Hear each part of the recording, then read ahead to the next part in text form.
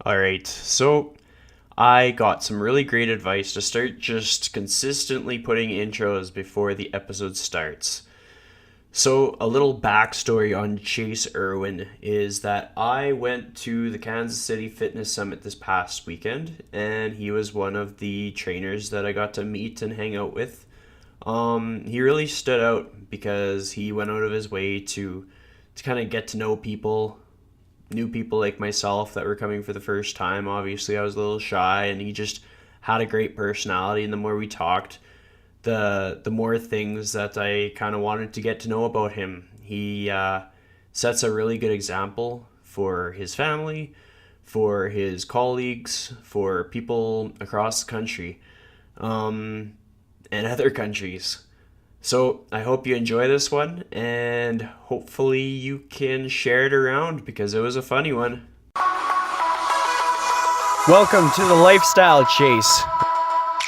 This podcast features high performers who have found a way to live their best life while balancing their health, wellness, friends, and family. Proudly hosted by me, Chris Little. Without further ado, let's get started. Welcome to the Lifestyle Chase, episode 46. Today I am joined by Chase Erwin. So you're joining me all the way from Little Rock, Arkansas. Yeah, man. Born Pretty and raised, pretty and exciting. living the southern thing. What are three cool facts about Arkansas? Let's see. Well, like probably the most well-known fact is, I assume the most well-known fact is like Bill Clinton was from here. So like, the president during the 90s, Mr. Bill Clinton, who had all kinds of extracurricular activities besides being president. So he did that. He was from here. I have like all famous people in my head for right now for some reason. So like Johnny Cash, he's from here. Like that's pretty exciting. And then like the thing I use to like lure people here is like awesome hiking.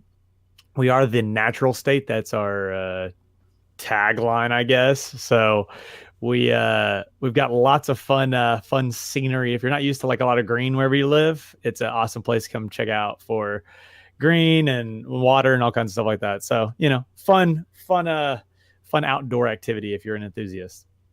Nice, I like it. And I'm digging all of the Superman posters in the background there. That's pretty sweet. Oh, dude, Superman's my favorite by far. Like on the other side is like all my comic books I've got like posted up of him. Over here is like all my pop figures that I have of him. Yeah, I dig Superman quite a bit. my my gym wall used to be Superman blue with like all those posters out there on it and more. So quite a bit of Superman paraphernalia. Sweet. All right, so I want to go through like a typical day for you. Like, how do you start off your day? What kind of stuff do you do? When do you finish it? All the things. Yeah, man. Okay, so like right now during the school year, my typical day starts out about I typically get up about 5 in the morning. Um, and I have one client that I go see like right off the bat. So I wake up, Instagram, I always post like my weight because I just do like the running weight thing. So I do that like very first thing of the day, get ready, pop out the door, like head over to his house and we like train, talk sports, like, get the day rolling. It's like an awesome introduction to your day. Like, we have a good time, get my head right. And then after that, I will go over to one of our local high schools that I do some strength conditioning for. And I work there for about an hour and a half. I work with, it can be any groups. I work with baseball, men's and women's basketball, volleyball, and football are the 5 sports I typically work with. So one of that combination of groups over there, head back home about 8:39. Do begin working with clients, man. So I'll work with clients typically. I run 30-minute sessions over here, so that works pretty well. And I typically go from 9 till sometimes early afternoon is general day.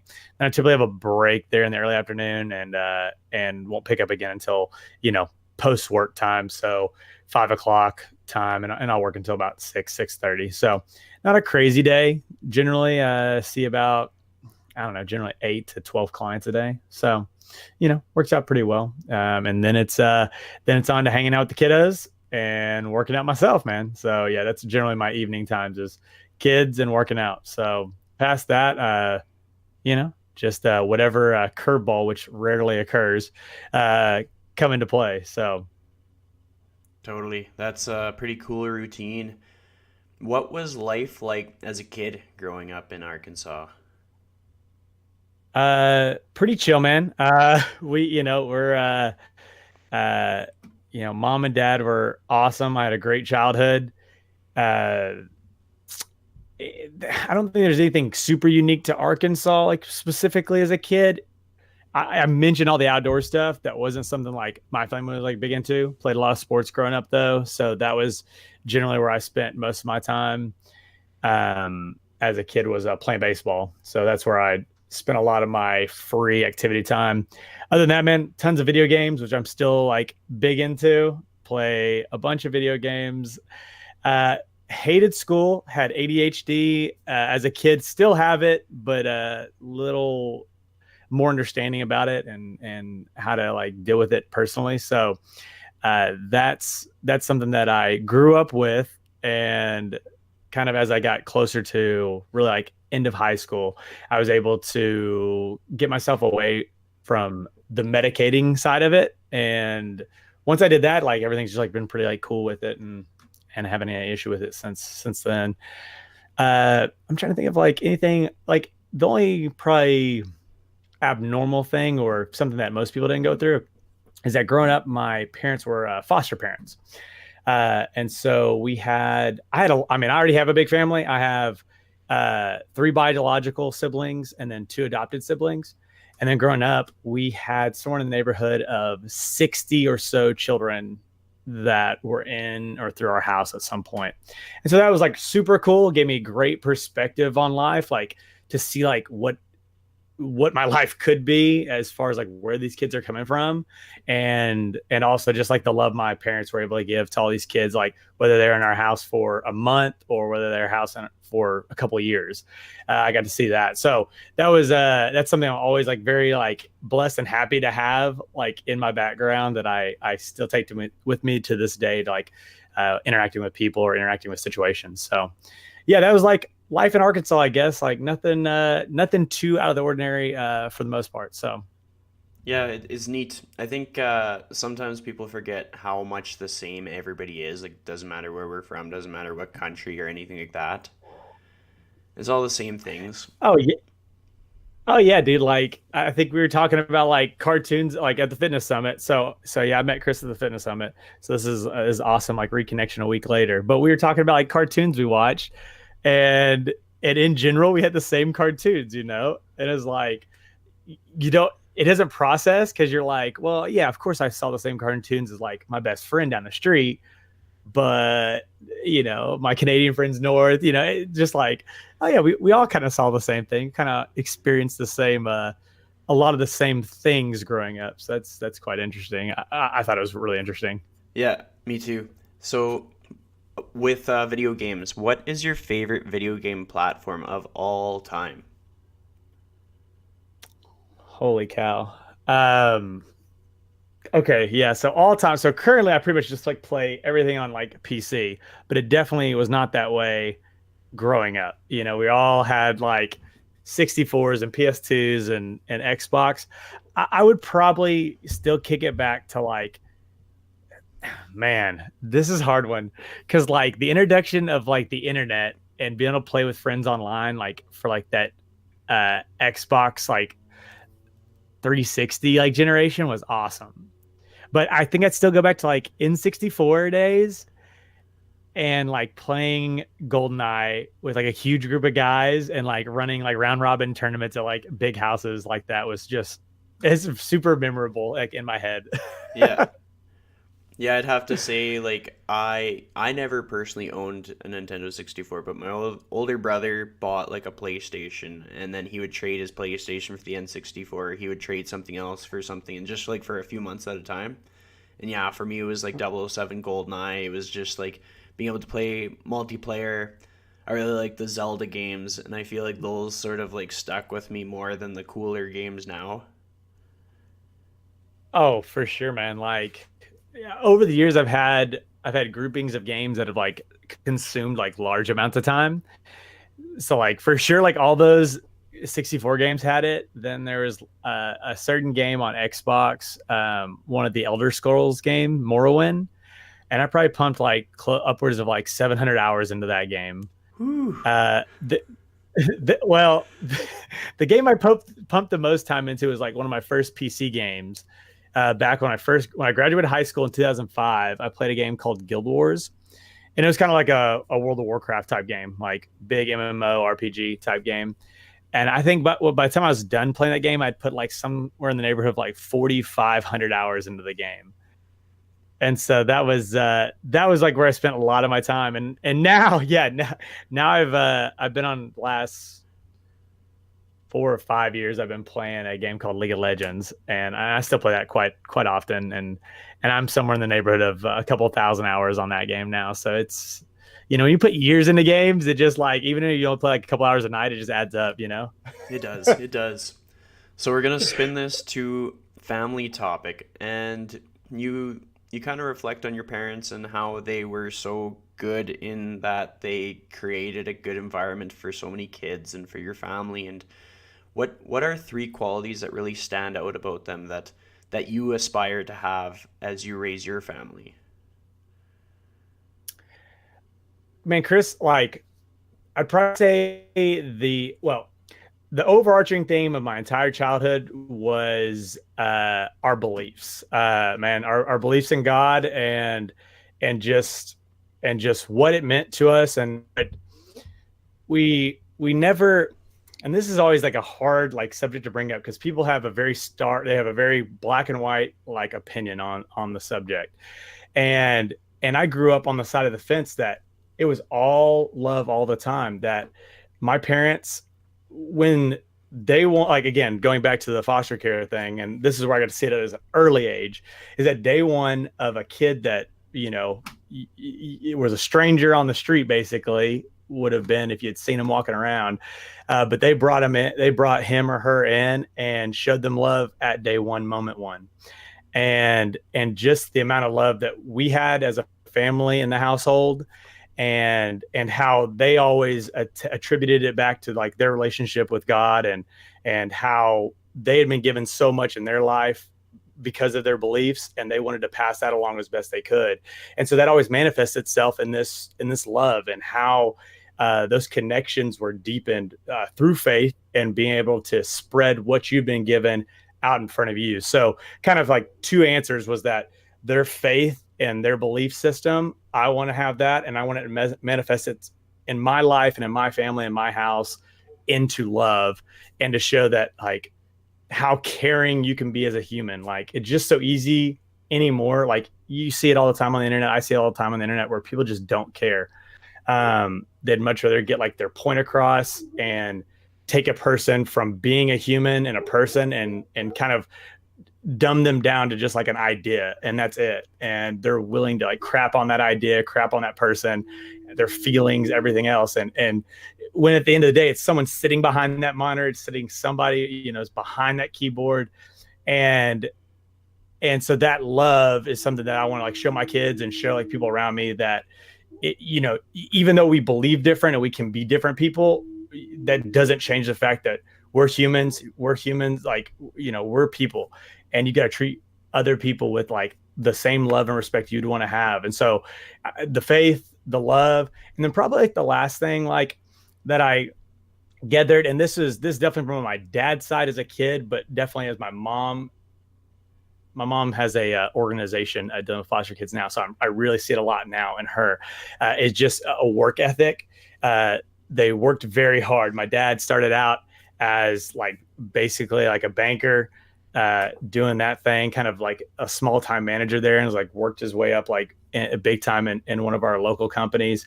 My mom went from a house mom, housewife working at home with the kids, and now she runs an organization that finds kids families forever. So they both have aspirations, and they both went after them. So like that drive and I guess grit. I guess if I had to sum it up into one word, it'd be like a grit, like going after it. So faith, then the love that like comes with it, the love that we show people, and then just grit and like pushing through things that may not be the most comfortable. So That's awesome. I like that. So the next question that I have is, with your personal training career, what kind of inspired you? What is the moment or the age that you were where you first thought like personal training, that's the job for me?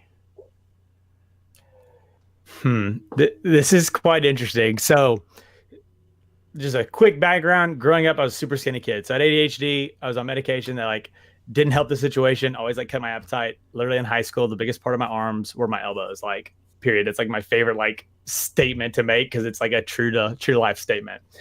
And so growing up, I worked out quite a bit. I mean, my grandfather, God bless him. He showed me a way from like 13 years old on, and he would literally take time away and like work out with me in like the little church gym that we had, like the big like universal machine in the middle that had like all the different like leg press and bench press all just machined into one big cage. And so we did that, for years, and I was able to see a little bit of muscle growth here and there, and that was nice. But I started taking it more and more seriously, got older and older, and got hit college, and then it was like kind of a real serious spell. But really, the whole time, personal training just always seemed like this cool like thing that like somebody would go do like right before they had a wedding or something. Like, oh, they're gonna go hire a personal trainer to get ready for a wedding. Like, oh, that's really cool. That'd be cool to hire one day. Never thought about it. I always thought I was going to go into sales in college, and that's what I studied in college. I studied marketing, business, and that's what I was going to go do. And then literally, so I was working for Hewlett Packard, and one day at the gym, out of nowhere, my one of the training managers on the floor just comes up to me, strikes up a conversation, says, have you ever thought about being a personal trainer? I was like, no. That very short conversation, but I don't know what it was that minute, but it's something triggered in me that I do love working out. I'd always had done it, since my, adolescence years, and I liked it. And I had seen changes in my body, and I thought that was awesome. But I also knew that I didn't, how we always do. We don't know enough, or hopefully the majority of us see that we don't know enough. So I was like, okay, like did my first, like literally that moment triggered it. Like somewhere in that weekend time after that happened, triggered it. I went and got, went and found some, I don't even know what it was, certification at this point. Lord knows the first certification you get. It's like, okay, just go grab one so you can come train at the gym. It's like, okay, this was a great idea. I'm controlling someone's health and body, and this is all I'm going to get for education. Fantastic. But just like started doing that in 09, and the rest has been history since. So. What's been the toughest moment as you've like progressed through your training career? Like the point where you thought, screw this, I'm out of here. Man, like I try to stay like fairly like upbeat about stuff because we always have moments where stuff just doesn't seem to go right. Like one of the first ones was like when I like made the full on transition to training. Like, so I went from like my comfortable job and just like training at nighttime, like kind of just fun, to like depending on it.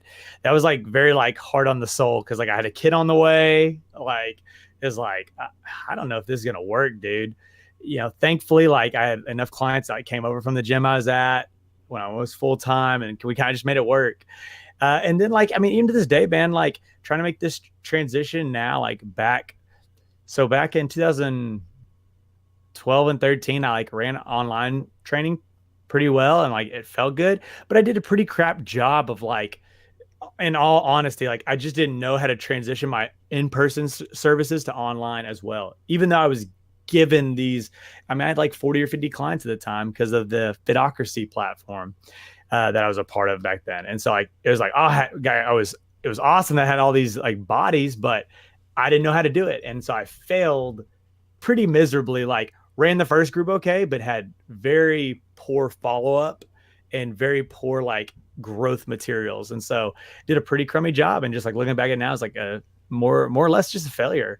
So now it's like, how do you correct that now? How do you do it different so that it doesn't happen again? So like just learning like throughout the steps, like is always a process, and always like typically comes on the, or at least in my scenarios, like comes on the edge of like heels of failure, or like potential like missteps that you're trying to avoid in the future. So Makes sense. From that moment, that whole like online experience, if you could like write down three lessons, what would they be? Like if you're trying to teach other people. like, so I think like first and foremost, and like something that I just didn't like, is like plan, look at like who you're going to be bringing in and realize like where they're at in their training career. Like if you're trying to take on complete newbies, like start going through the steps in your head about things you had issues with, and plan education materials for that. Or if you're dealing with like more intermediate people, like give them new focal points to be aware of when they go to the gym. Like the plan can make or break like what you're going to do and whether you're a success at it or not. um like probably number two, at least in from that first experience, it's communication. One thing I had the hardest time of with is I didn't set up great lines of communication of everybody. Now, granted, some people aren't going to keep up with the communication set up anyway, but you've got to have those lines open so that they know they're readily available and they can reach out to you via whatever those lines are. Just like with any relationship, I mean, we all know if we have relationships and your communication sucks, like the relationship's probably not going to go very far, you know? So definitely working on that and keeping yourself open to those communications so that people can get, the most out of the time with you. As far as third goes, like plan communication, it'd probably be like follow through at the end. Like if you say you're going to do something, if you've planned something, if you've even mentioned to like one person individually that you're going to do something, like follow through with it. Come through with the material you've promised. Or if you don't know a question and you tell them you're going to get them an answer, get them an answer. Don't just leave them hanging with it. I think some of that customer service side of stuff, if you can deliver on that, it really helps them buy into what the product is you're selling them, or that you're coaching them on. It helps them with that mental buy-in when you're able to deliver what you've the follow through that you promised. So Totally. I like those points. Our next segue is back to family. So, okay. my question for you is, how did you meet your other half? Because everybody has a story to that. Yeah, Chris. So so funny enough, Holly's my wife. And interesting enough, we have baby pictures together. So, our families have known each other our entire lives. I've known her from church growing up. Now, granted, when we were growing up, we didn't go to the same schools, all through elementary. And then in middle school, I transferred over to the middle school she was at. So when I transferred over, I transferred over to this in particular school because one of my best friends ever, went to this school. And so I was like, really like, I just want to go to school where Blake's at. Like, that's all I care about. I don't really care about anything else. And so I went up there and like, I've have made some great friends, but Holly was there at the time. She was dating somebody else. And this was in 7th grade. So again, a long time ago. This is back 2001. And I remember specifically, and again, we weren't dating. She was still dating somebody. I remember specifically, we went to one of our big water theme parks over here. It's called Wild River Country. It's freaking sick for Little Rock, dude. and and we have you ever seen those big wave pools? Yep. Like at theme park? Yeah. So we have one of those. And I have no freaking clue why, but I remember us all being like all the kids from whatever event we were at being out there. And I remember seeing her. We went to the same school at this point, but I guess I hadn't really noticed her. But I remember seeing her out there, like in the wave pool, like whatever we were doing, chatting in between the wave stuff, and be like, I really like this girl, like seriously like her. And so anyway, like this led to this, like, eventually we like dated a little bit our sophomore year, and then like kind of the rest is history, man. We've been together ever since then. Kind of just did the whole thing, man. Went to colleges together, got married pretty much straight out of college at 23 years old, and have two awesome kids. And just like any other couple though, man, ups and downs and all arounds, and we are where we are today, man. So That's awesome. I dig it. What are your 5 favorite things about her? my 5 favorite things. Okay, so one of the biggest things that attracted me early on was her athleticism. I love that she was athletic. She was like one of the best like basketball players in the city that we lived in back when she played high school ball. I love going and watching her play, like the intensity she had on the court. And honestly, it led to like the only breakup we ever had was back our sophomore year of high school, because she had a new basketball coach coming that next semester, and she wanted to like put all her effort into practicing so that she made sure she had a starting spot. And looking back on it now, I give her it because as my family recalls it, they're like, you broke up with Chase like 10 times over basketball, and it really was just that one time. But we just give like sarcastic answers, and that's just my family. But like looking back on it now, it's like because she had a passion and she had an intensity, and so that was her best way to display that. So for me, that was like one of the, it's still to this day one of the most attractive things for her. Like she works out hard, she tries hard at stuff, and it's very attractive. Probably number 2, and this is more on this side of life now that we've been married and working and stuff, is her work ethic at her job. She's a radiologist technician, so she shoots the x-rays at one of the local orthopedic clinics. And man, she just works freaking hard. Like, the kind of stuff that would go unappreciated. I think it would be kind of how I put it. The stuff that like she works hard at, like, even though sometimes it can be kind of one of those unappreciated jobs. It's just like go in and do this, it's super important, and it helps a lot of people. So the fact that she works hard at it, I'm just very proud of her every day that she does that. As far as on the home front, man, like, what can I say? She's like the best mom, like, to my kids possible. The amount of the amount she wants to do for them is it drives me to be better, because she wants so much for our kids. She wants them to have, whatever opportunities are in front of them. She wants to be able to lay whatever the path that is for them to get there. And so that makes me want to work harder to help assist her on that. Those are 3 awesome ones. Let's see what are I'm trying like probably like our sense of humor back and forth. Like, I won't say it's like laugh out loud. Like, very rarely, like every once in a while we have like, I'm a very sarcastic person, and I remember early on that's not how Holly like took things. If someone was sarcastic with her, like hurt her feelings, like, oh, this person really hates me. Like, because my dad is like the most sarcastic in the world. And when she first met him for like 3 months, she's like, your dad hates me. And I was like, oh, I was like, no, if he's joking like that means he loves you. Like, he won't talk to you if he doesn't like you. Like, like, and so that, like, just those interactions are just, they're very comical. Like, and again, unfortunately, it's like those kind of things that aren't like laugh out loud funny sometimes, but the interaction. And then at the end of the day, like, Chris, goes back to like faith stuff. She's been a woman of faith her whole life.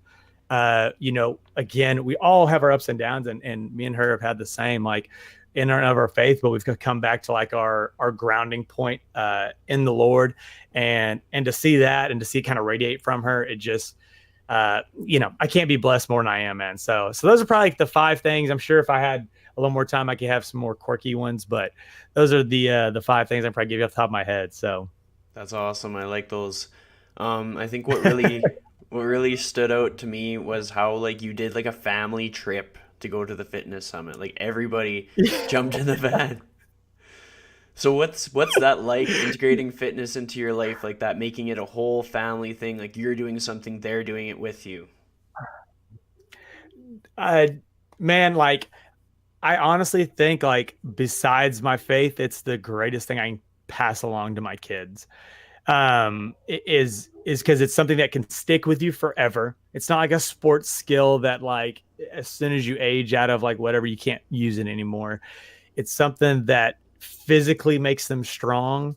And in that physical strength, mental strength, I've attained more mental strength over my entire fitness career because of that physical exertion I have.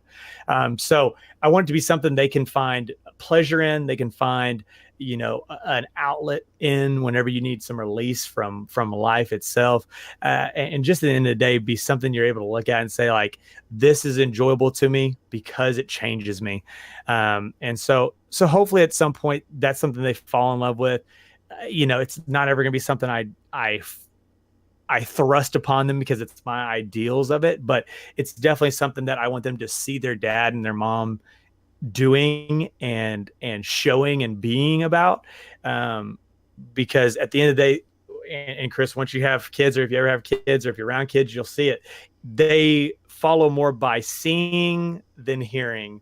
You can talk the talk all you want, but unless you walk the walk and kind of demonstrate why stuff is so great, it'll never sink in. So I want to be that example to really be on the forefront of my family. Is like, I want to be the guide. I want to be the one that like takes them on the path for hopefully the healthiest life they could lead. So yeah, that's where I like to place fitness in our family. I like that. And I'm going to have some listeners that are like going to be new parents in the next few months. And I'm wondering if you have like some really rock solid advice for somebody who's just about to be a parent. It's okay. So this is like kind of going off script from like my fitness advice about having a plan.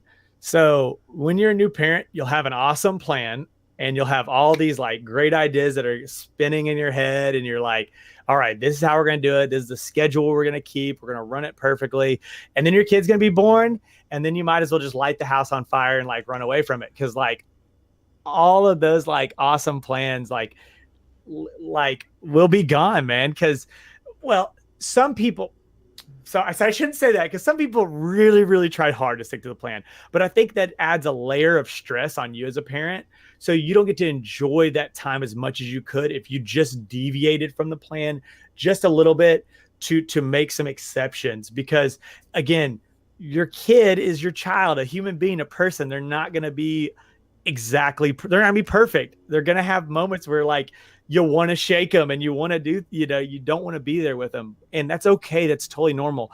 Set them on their bed, let them cry it out for a little bit, walk away from the situation, breathe, realize this is your spawn. This is your kid and realize, you're responsible for, more or less how they turn out. So, be flexible as a new parent, because there are going to be times when you're ready to get out the door like 20 minutes ago, and all of a sudden your kid's got to like go poop, and you've got to make about a 15-minute adjustment to get them on the toilet or change the diaper or whatever it is. And you will not be able to plan for everything that happens, and just be okay with it. So what's been the messiest situation that you've ever encountered as a father? Man, I've been fairly lucky with like crazy situations. Like just the other day, my best friend's in town. One of the guys I went to school with back in high school, and he's in town from Boston, and he's inside with the kids while I'm finishing up with a client session. And he comes out like this is not the messiest, but it was just most recent. He comes out, he's like, "Hey Chase, can I talk to you for a minute?" And I was like, hey, just sat here and talk with like Bobby and wife. Like, what do you need? He's like, yeah, like I just turned around and Isabella's my daughter. She's about to be 2 years old. He's like, yeah, she's got crap all over her hands. And so like I walk in and she's got like poop like covering her arms. And he's like, I think she's just playing in her diaper. I was like, yeah, no crap, Sherlock. Here we go. And so like, again, just like random stuff like that's going to happen. I think we haven't had like any crazy like kid covered in like entire body poop or something.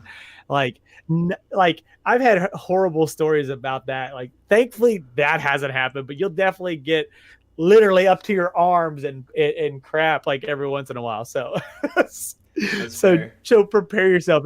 If you got a weak gag reflex, you may need to buy some oxygen mask or something. That's awesome. And On another topic, you're a big fan of wrestling. So, what started that for you? Oh man. Um Man, I honestly, man, I don't know. Like, I'm trying to remember, like, back in the mid 90s, I seriously got into wrestling.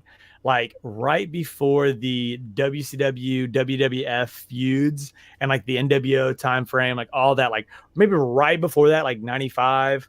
And I honestly, my one of my clearest memories is like one of those early, like, feuds, like when they just started.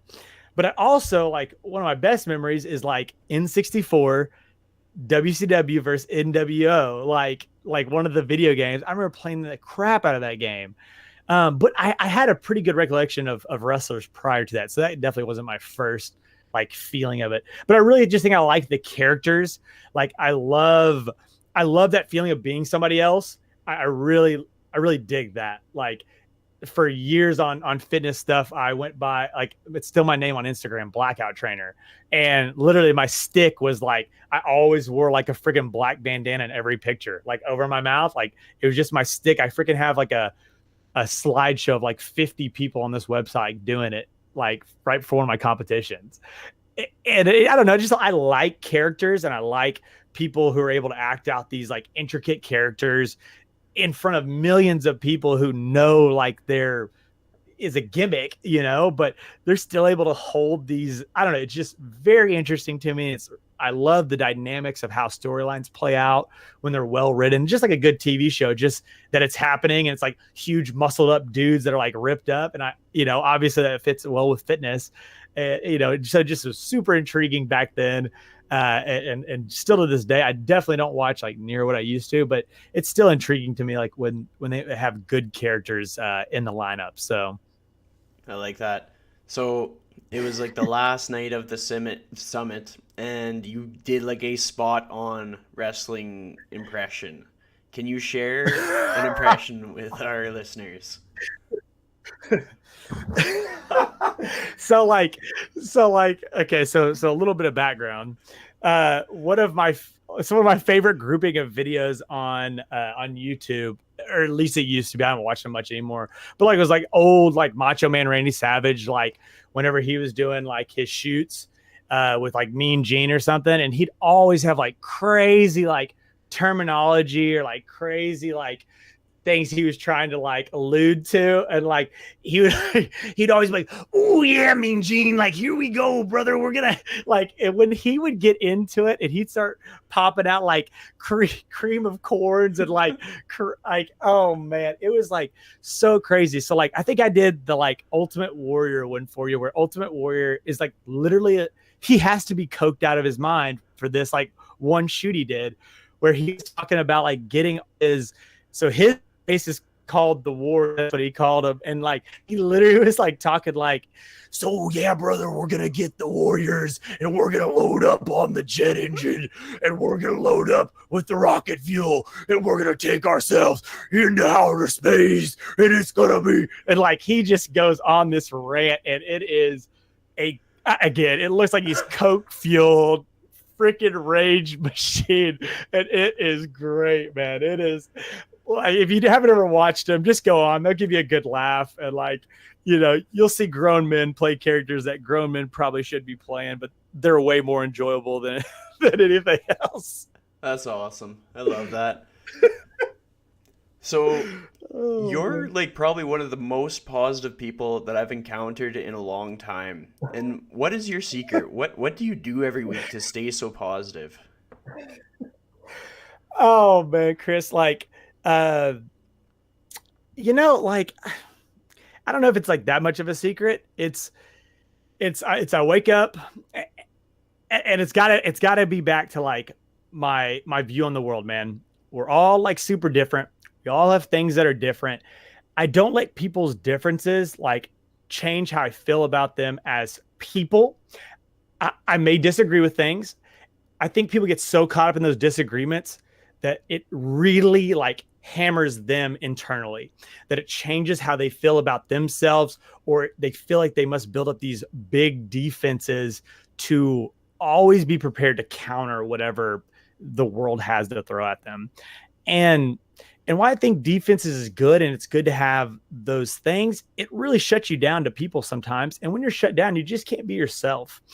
Um, and like that's sad and it sucks. Like, because I hate seeing people that are just like shut down, beat down.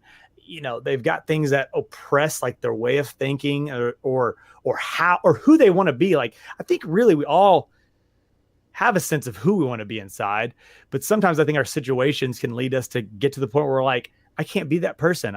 I life has thrown me this or that, and I just don't want to be that person. So I don't know if this is like answering it in any way, but it's just like taking and mindfulness is like super popular topic, but it's something that I truly believe in is to be aware of the people around us.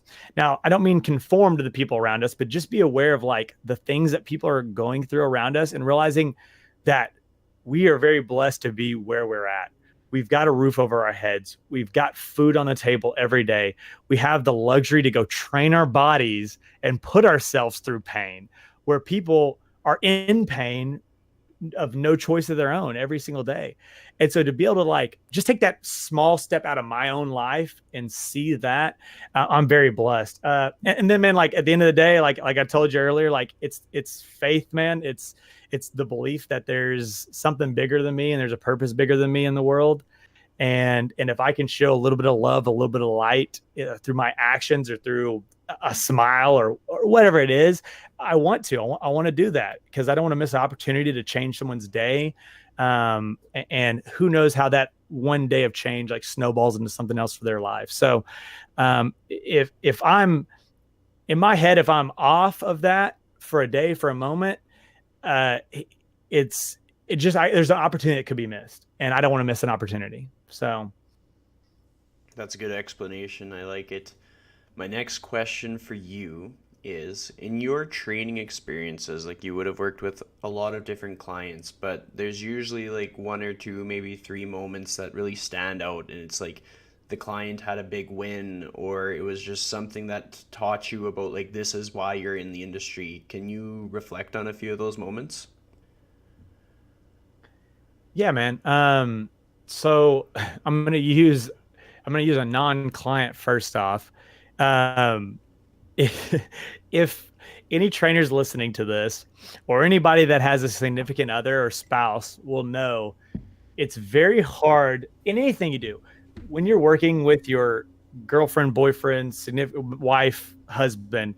It's hard to get them to listen to your areas of expertise sometimes, because they're the one person they're like, listen, like I hear you talk about it all the time. I know what I'm doing. Like, and I remember for a long time, like me and Holly, like again, the way our relationship is, the way we're funny, like this was one of the things that was like a sticking point for like, and again, we've been together since 2004, so we've been together for a while, but like for probably about 8 years, there was like it was something I just didn't mess with. I didn't mess with, and so the first season, she really like was like, all right, Chase, like forget it, like I'm tired of like messing around on my own, like will you do something for me?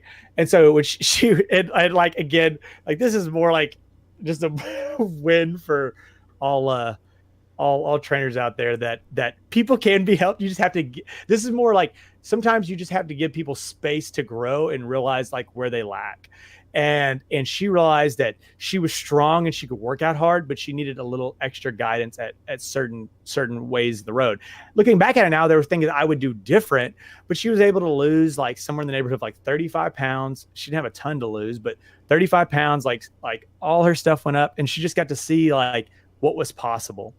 And that was more like a win now from like that standpoint. Like it took 8 years, like, and again, she didn't have like a lot to do, so it may not be a great case, but it took her 8 years to realize like what she was missing as far as, and that's how a lot of people are. They just don't come around to the realization that they need help until it's, I don't know if this is right, but like dire straits where it's like, I can't do this.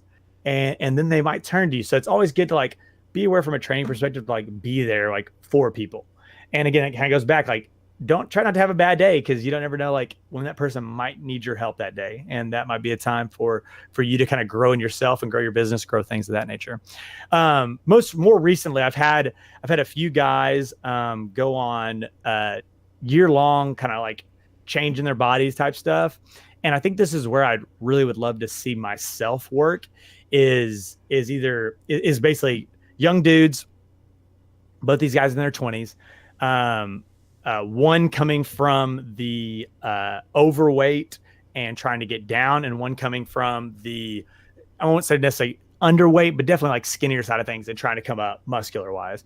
And both Aaron, who came down and he dropped from like 205 pounds to like 185 pounds in a year, and like dude got shredded up, and the whole time was like able to like get his head right around like what was needed and what it took and the work needed, and he dedicated himself. And that was like, it was super encouraging to watch happen over the course of the year, because he came from a place of like had just had a bad relationship, as like a lot of people will have. They'll have some life event that determines that next stage, and he just went through the steps month by month until he got to where, you know, he is like, man, this is awesome. Like, this is something I can continue doing my rest of my life. And so that was awesome.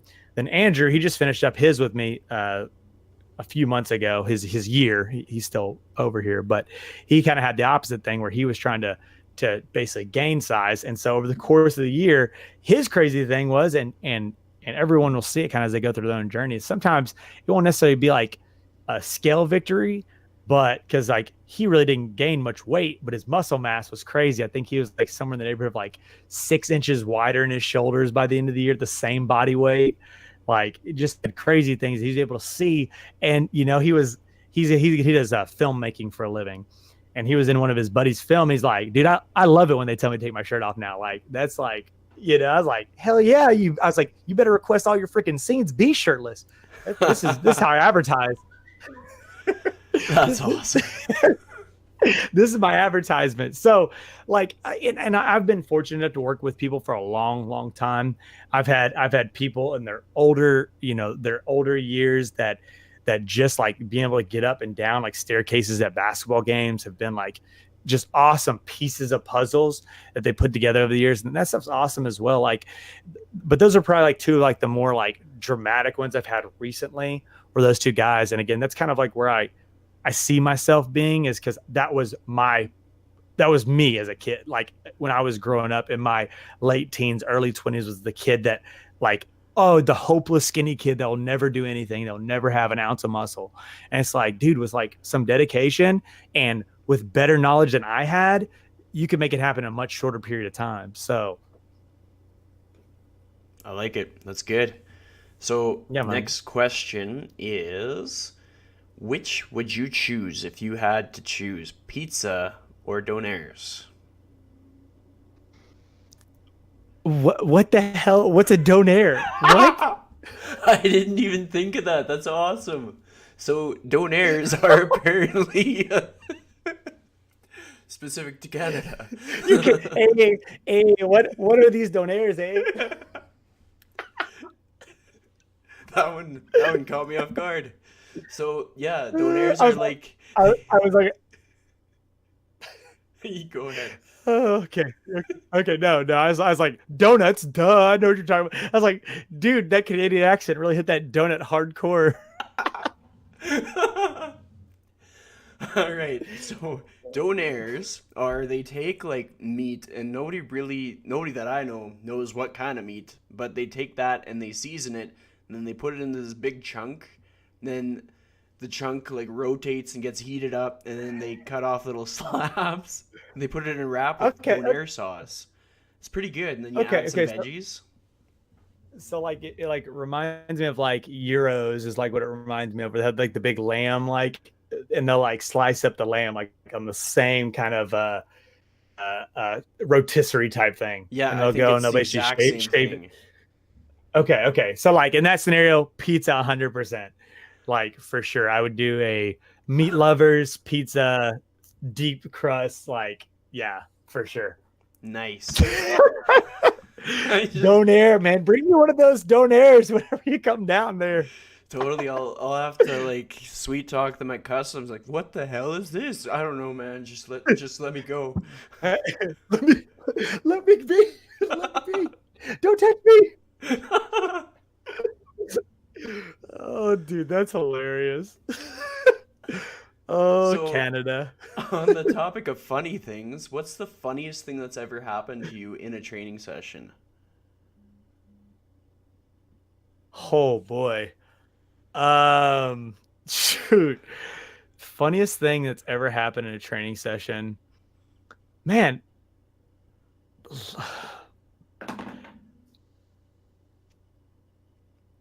I'm trying to think of like thankful I've never had like like too many face plants or anything. Cause I was trying to think of like if I had stuff like that. Man, I don't know that I have like we have funny conversations, but I don't have like crazy like instances of like I've had people like I mean you obviously have like the stories like people like farting like mid session and stuff like that, but like I feel like that's more typical. Like when people are working out hard, that just happens. And like honestly, I've seen every trainer in the world like try to address it differently, like bring it up and like poke a little fun at it and be done with it. Or, like I definitely like just be like ignore it completely, like it doesn't happen. Like oh, good set, let's go, baby, let's go. You're you're getting after it now. You're getting after it. Oh man. Yeah, like other than that, like I guess like one of the funniest things I had people do there for a little while. I was so I trained out of my garage gym and I have a nice size hill like I live on. And I had at one point I was like without a sled for a little while. And I made people drag me up the hill on my kids' like little wagon. I would sit in it and I would make them literally pull me up the hill on this wagon. And that always got a good rise out of any neighbor that like popped outside. So that was pretty funny. Did you ever get video of that? Like, that's awesome. Like like I definitely have one somewhere, but it was like 3 years back. Like I literally just had like a new client, old client who just got back from like having one of her kids, and she was like, "Yeah, you remember like a few years ago when I pulled you up the hill?" I was like, "Holy cow! I totally forgot about that because I've had my new sled for a while." And like I was like, "That was good times, man. I should whip that thing back out." Totally. You should do like a throwback post or like a new challenge Yeah, for new clients. exactly. Yeah, come drag the death. I think I had like a little like thing on the side. It's like death wagon. Like I was like, yeah, it's freaking death wagon. Let's go. Drag me up the hill, baby. That's awesome. So, Yeah, pretty silly, dude. when you think about like maybe the next 5 years to come and you think about your career and life and all the things that are important, do you have any like goals or aspirations or like visions for yourself? Man, so like probably like the biggest thing is like over the next yeah, like let's just say like arbitrary like 5 years. I want to like I said, I'm getting back into the online space. I really by that time want to have a well functioning community of people. Again, kind of in like this male 20 to 40, trying to put on muscle, trying to get through the life, that kind of stuff. That's like that's my thought. That's where I want to be. But then sometimes I'm kind of like, well, I really do enjoy everyone I train with. I train with folks from 12 years old to 80 years old. I have clients that span that scope. And I really like all the different areas of life that I get to experience with them. Like my high school kids, like I'm 32 and I don't feel like I'm that far removed from it, but then I hear them talking, I'm like, holy cow, like I have no freaking clue what you're talking about. And then like my older generations of folks, like when they're bringing back up, like, oh yeah, didn't you like him as an artist? It's like, Bobby, I wasn't born in 1970. I have no clue. Like, you know. And so like I do enjoy like the diversity that I get from those because everyone has their different thought processes and where they're at in life and what they're preparing for next. And so I do enjoy that. So even though I feel like I would do my most good with that group of guys, as far as just letting them see the best improvement they could. I also do enjoy like my big group. So I do find myself kind of stuck between a rock and a hard place sometimes, as far as like what's the right path to take. Like I got two paths that are different, and if I do want to focus my energy and effort here, that I really need to focus my energy effort here, and I need to just keep this as steady as I can while I focus energy and effort here. But so honestly, I guess like as far as family goes, like I'd love for Holly to like have to work less in 4 to 5 years. That's one of her dreams, is like to be at home with the kids more. And so I'm really hoping and putting my effort into that online space, because I do see the most potential for growth there, as far as what I'm doing locally and whatnot. So if I had to guess, and if I could, look at the magical hourglass of what's going to happen, it would be looking like with a big community space online in the next 5 years from a training perspective. So Nice. I dig it. How about travel? Like, where's the coolest place you've traveled to? dude, Chris, like that's something that's like a little funky. Like I've never cared to travel a whole bunch. Like it's not, I get to see all the people and I never think like, oh man, I wish I could go see that. Like, and I don't know why it strikes me like that. Like, because it always seems like everybody wants to do that. So to answer your question, probably the coolest place I've traveled is like Hawaii. As far as like traveling, like it was super beautiful. We got to see like the volcanoes and all the different variations of beaches, which is like insane. Like I pretty much traveled to Florida like every year since I was a kid, and it's just like white, beautiful beaches. But they have like rock beaches and black beaches and green sand beaches and peak sand beaches and regular like your browns, and like it's just like really crazy to see on one island space just the differences over there. So that was like really cool. But there's a couple places that I would love to go, and this is more just like for years my grandfather's traveled the world, mission trips, just taking people on trips, all kinds of stuff. And one of his favorite places is Switzerland, and so at some point I'd really like to go out there. And that's just more from my grandfather's experiences. Has always been very fun experiences here, and so I just trust what he loves to do. And so I'd like to do that just from that standpoint. But man, other than that, like I'm a pretty boring body as far as places I've been and places I go type stuff. You gotta come up to Canada and see what donaires are all about. Dude, hey, there we go. I'm gonna be in a donaire eating contest when I go up there. That's what I'm gonna sign up for. Totally. So I'm gonna bring us into the last question. This is one that I ask all of my guests. And it's, if you Okay. had one piece of advice on how to authentically live your life to the fullest, what would that piece of advice be?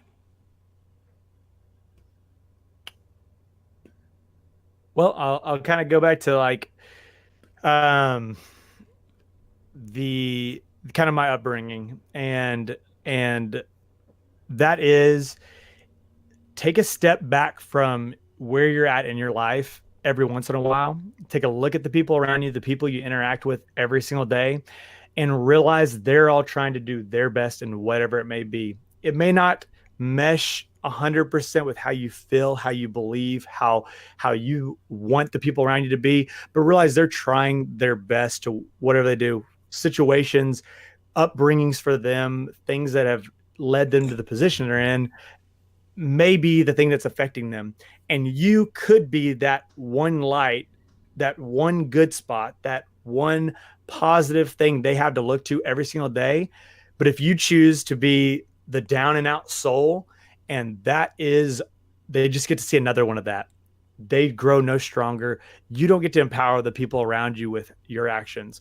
And because at the end of the day, the only person's action we can control is our own. And it's, yes, it takes some effort, because you have to look inside. You can't just go about mindlessly.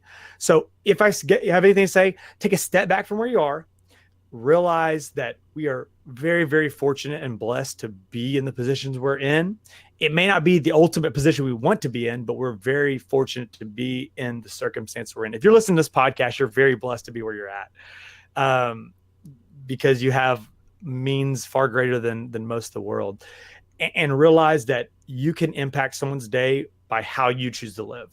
And so just be that, put a smile on your face and kind of, see where you can be a light to other people's dark. So That was awesome. I like that.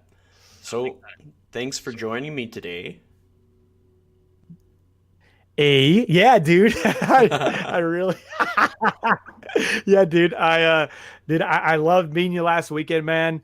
I was very excited to always make new friends, and I'm really looking forward to seeing where your training journey is going to take you, dude. You're in good hands with the people you've surrounded yourself with, and the people you've already connected with, and so you're going to have like leaps and bounds of head starts above like me and where other people like started from. So that's, your growth is exponential to what where you're at now. So I'm super excited to like be with you and walk with you through your journey, man. So Thanks. That means a lot. of course, You Chris. you have a podcast too, don't you? Or do you Man, not? so like check this out. Not anymore. Not anymore. Like, so me and my best bud, we, again, back in this all this stuff like really started around this Fitocracy, and that's just I don't even know if you're familiar with it, Yep. but it was a okay, cool. So it was a game website that like basically, for anyone who doesn't know, you basically were able to track all your workouts, all your exercises, and it gave you points like a video game, and you leveled up character. And so back then I got pretty huge in the community. And so we started a podcast. It was called the Jackin' Out Connection. So his name was Dr. Blackjack on the show, and I was Blackout Trainer on the show. So that's kind of where we just had the goofy name. But we literally did, I think we did somewhere in the neighborhood of like 60 something podcasts back then. And we did it with like everyone, like Kelly Davis, John Romanello, Brett Contreras. We had like Dick Talons, like all the people from Fitocracy. We had, Andy Morgan. I think at some point we had Greg on. Like we had everybody on at that point, several years back. And then like we really did, it's kind of like one of those things where you kind of shortchange like what you're doing. At the time, we're like, well, like not a ton of people are listening or like giving us feedback on it. So we're like, okay, well, we kind of did it. We had a good run of it. And then we just stopped. So it was something that like we enjoyed doing. We just kind of didn't have where we were at in our lives. We just didn't put the effort that we could have into it. But it is what it is. Makes sense. That's cool. And it's good to have that Yeah, experience. almost definitely is how I met a lot of the people I know now. So it was if for nothing else, I love human interaction. I love human connection. And so that was well worth the time that we spent recording and shooting all those episodes and just kind of goofing off. So it was good. Awesome. Well, I'm going to Yeah, wrap it dude. up. And thanks for joining me today. Dude, all right, big Chris, man. You take it easy. Yeah. See ya. All right, see you, bub.